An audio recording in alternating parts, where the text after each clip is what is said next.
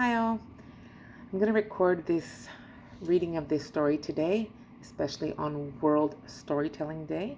I'm here at the theater, so it's going to be a little bit loud. We have a rehearsal going on to my right, so please excuse any yelling that's happening in the background, but I really do want to get this story out because there's a special announcement that goes with it. The title of this poem is On Cats with Five Paws, and it was written about, I want to say, 7 years ago. This is the 10th anniversary of my father's passing, and shortly after he passed, I began to write stories about him in a memoir style. And the reason why I chose memoir is because a friend of mine, Chris Epting, invited me to join in on his memoir telling class, or learning to write pieces of your memoir, and this is one of the stories that I wrote in his piece. I'm recording it today because it goes along with an ask that I am putting forward for my friends and family and those who are interested in writing. It goes like this. El Gato Con Cinco Patas. ¿Te acuerdas cuando te dije que nunca te casas con un mexicano? My daddy asked, the wrinkles in his face becoming more prominent as his lips began to curve into a smile. Yes, Daddy. I remember when you told me never to marry a Mexican. ¿Por qué me pregunta? I replied. Although I remembered all my life being told never to marry a Mexican, I hoped my daddy would understand why I loved Alexander and was curious why he needed to know if I remembered his advice. Pues qué le ves? He asked, wondering what I saw in the man I had just announced I eloped with. I knew that question would surface. I knew my daddy would want to know why this man deserved his youngest daughter, even after all the warnings he and my brothers gave me. I began to list Alexander's qualities, feeling as though I was filling out his online profile for Match.com. Master's degree in philosophy, loves dogs, enjoys nature, and looks forward to trips to the motherland. My daddy was in the middle of chopping onions as I was explaining Alexander's qualities to him. Clack, clack, clack. I heard the sound of his knife. He must have thought that the faster he chopped, the less I could be heard over the sound of his knife pounding on the cutting board. I stopped talking and watched his worn hands as they methodically worked at making more clacking sounds. When he realized I wasn't speaking anymore, he looked up at me and shouted, Pues qué esperas? Ya vete! That was his signature dismissive statement to me, telling me to leave because there was nothing left to say. As I turned around to leave the kitchen, I heard him say under his breath, but in a purposely loud way to make sure that I could hear him, Pronto te vas a dar cuenta que el gato no tiene cinco patas. I spun around so fast that the movement shocked the two of us. I shouted, I don't know why you're always saying that to me. I hate cats. I know they don't have five paws, and I don't understand your Mexican idioms, and stormed out the door to drive home to Alexander. Some time passed, and I found my world crashing down at my legs. The life I had planned in my head and in my heart was not the one I was living. Day by day, I became unhappier, and the people around me were beginning to notice.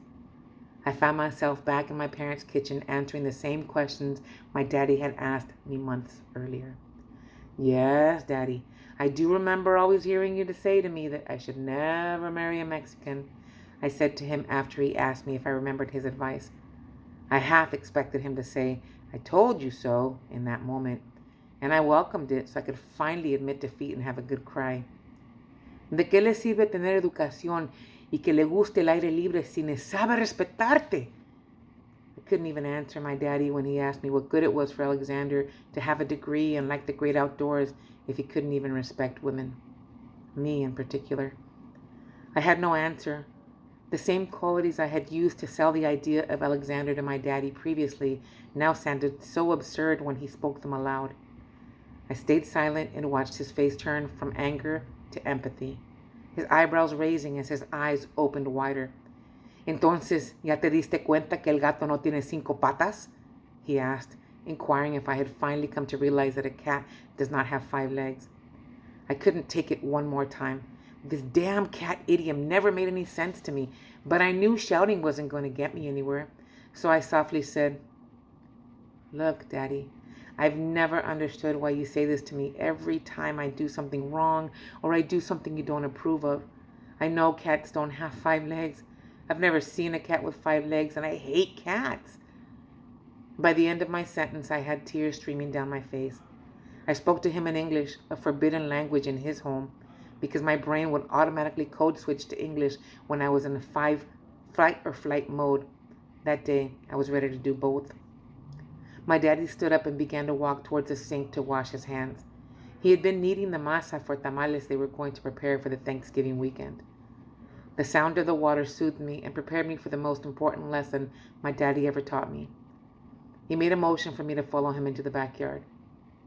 We ended our silent walk at the bench next to the lemon tree. He picked up a lemon from the ground that had fallen from his beloved tree.